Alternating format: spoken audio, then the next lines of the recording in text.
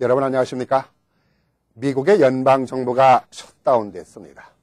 셧다운이란 연방정부의 업무가 정지됐다는 말입니다. 셧다운이 된 이유 중에 하나는 돈이 없어 셧다운이 된 것인데요.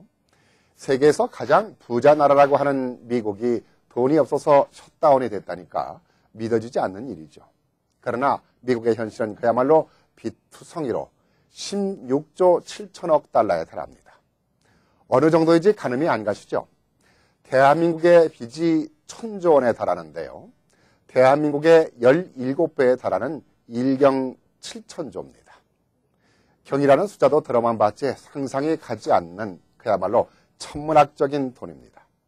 이렇게 많은 빚을 진 나라가 지금 미국입니다.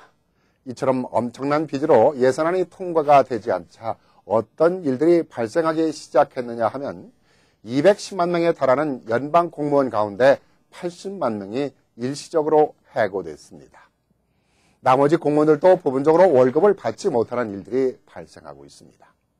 주요 핵심 기관은 정상적으로 돌아가고 있지만 연방 공무원 가운데 반 가까이 해고됐으니 미국이 제대로 돌아가겠습니까? 가장 많이 타격을 받은 곳이 국립공원 관광지입니다.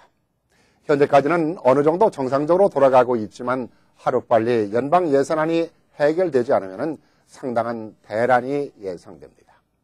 왜 미국에 이런 문제가 발생됐는가? 보다 근본적인 원인을 보면 돈도 돈이지만은 정치권과 정부의 기세 싸움에서 촉발됐다고 볼 수 있습니다.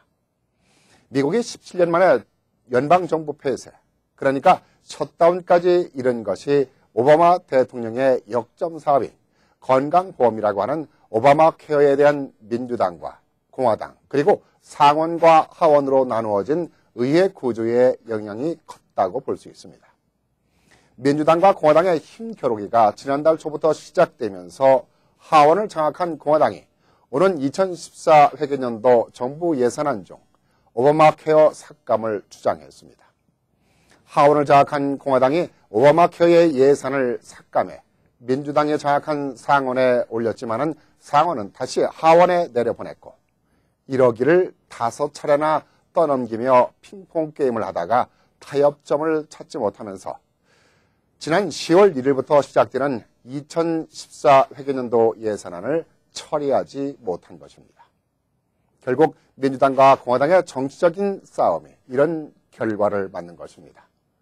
정치권의 치졸한 싸움에 국민들만 골타먹는 꼴이 됐습니다.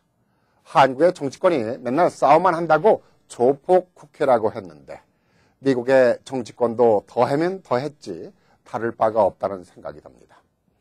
미국 정부가 지난 1976년 이래 18차례 셧다운을 맞이했고 이번에 셧다운이 발생한 것은 17년 만의 일입니다. 아무튼 하루빨리 정치권의 합의점이 이루어져 내년 예산안이 통과되어야지 셧다운이 길어지게 되면 미국의 국가 신용도가 하락되고 또 채무 불이행 등으로 세계적인 금융 대란이 초래될 수가 있습니다. 감사합니다.